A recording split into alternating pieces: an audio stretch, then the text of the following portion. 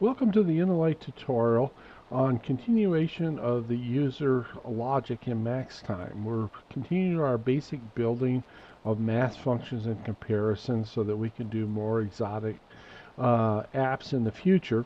This is where we'll begin, the controller, and we'll go to user programs, and we'll go to user program definition.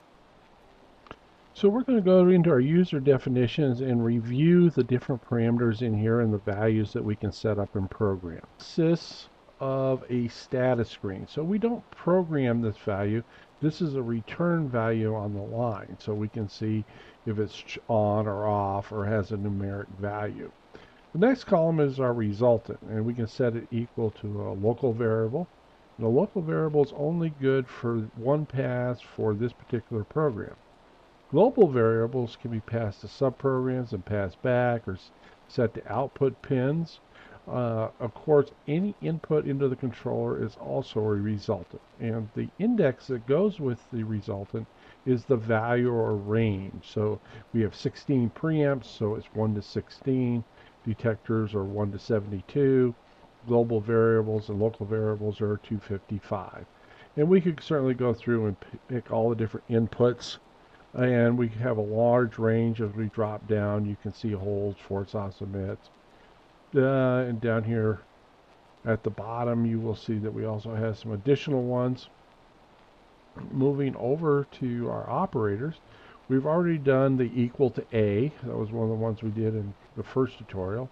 And the not equal to A, we played with that. And we did the relay logic, ands, ors, nors, xors, and so on.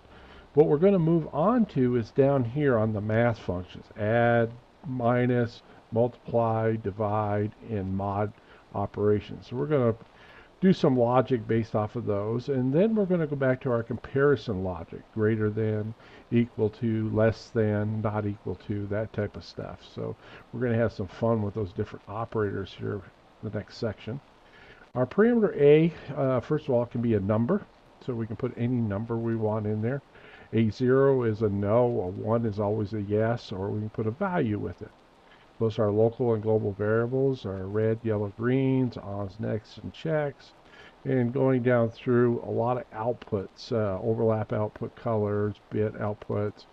And we scroll down, and of course we can see the time of day scheduler, the pattern, action, day plan, schedule. So we can tie into this traditional time of day scheduler to turn our logic on and off. Scrolling down a little bit further, we get into the interval logic, and the interval logic is very nice for a refined selection. Like an interval on a preamp could be just the track interval or the exit interval.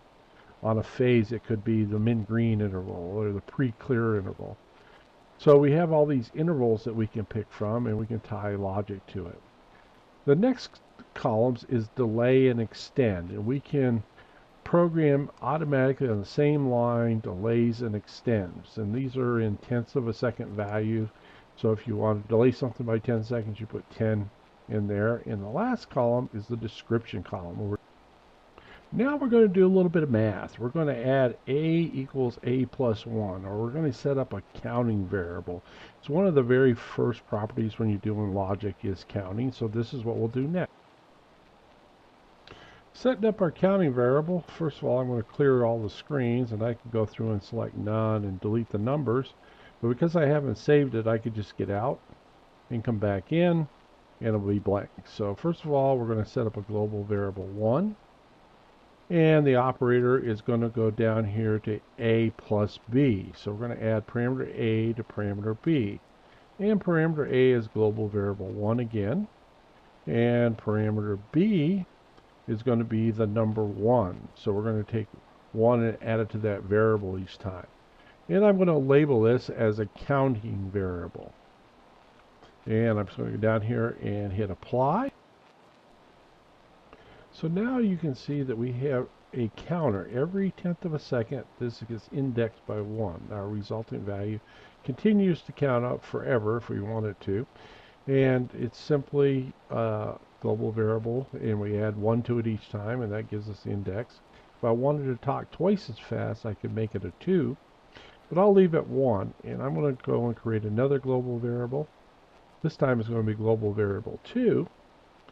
And I'm going to select a different math function. I'm going to collect the mod. So the mod function takes the global variable 1 and divides it by 10, but the mod is just the remainder. So when you divide 91 by 10, the remainder is 1. You divide 97 by 10, the remainder is 7. So every tenth of a second till it comes out even is going to be a counter. So this will be the 1/10 second counter. So we can basically, what we're doing is creating a loop. So we want to have a loop that goes around every tenth of a second. So we'll hit apply, and now we will have our loop. So now that we have our tenth of a second task, and our loop logic, and our counter, so here's our counter value. Every tenth of a second indexes up. We divide that number by 10, and the remainder is from 0 to 9. So it rotates around and around. So every tenth of a second, it loops. Now we can also do some comparison functions to this. If we went and said, let's create another global variable, like number 3, global variable 3.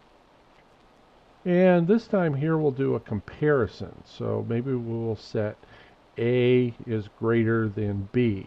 So we could go and we could set the global variable to a number and compare it to the variable, or we can go to global variable 2, which is going to be 0 to 9, and we'll say, put a number in of 4. So if it's 4 or greater, if it's greater than 4, it'll be true. If it's less than 4, it's going to be false. Looking at our program here, you notice that our first resultant is indexing up every tenth of a second, our counting variable. The next one is our loop variable. It's counting 0 to 9 in a constant loop, 0 to 9. And now we have an on and off, a half second on, half second off.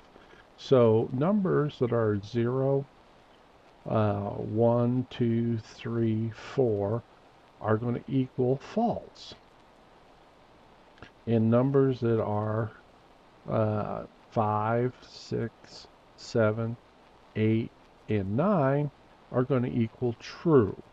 So a true in binary is a 1, and a false in binary is a 0. So that's what this resultant screen is pointing out to us. So that makes this global variable 3 a flashing variable. So we can tie that flashing pin to any output that we may want to use it as, or condition. So now we're going to go in and we're going to take a global variable 4 and we're going to do an AND statement, a little comparison that we had before. So we have a new global variable and we're going to AND our flashing variable to an output. So our flashing variable is global variable 3, so we're going to flash the phase PED clear for phase 2. So go into our outputs, and I will assign the global variable to the PED clear output, which is pin 34. So all I now have to do is go to my status screens, and when I go to phase 2 and the PED runs and it clears the walk, we'll have a flashing PED clear, and at that point in time our output logic will be flashing. So instead of being a solid one, we'll have a flashing. This PED yellow wire is usually not hooked up, so I'm not messing up my cabinet here. So it's coming up. We go next, so pin 34. We go through the walk interval, and now it comes on and it flashes a half second on, half second off. Thank you for watching this tutorial with me. I hope you found it fun. Please go back and try some of the other math and comparison functions. You can use these basic building blocks and change either the operator or the value and get different results. The next tutorials will take this on to some mini apps, which I hope you'll find exciting. See you then. Thanks.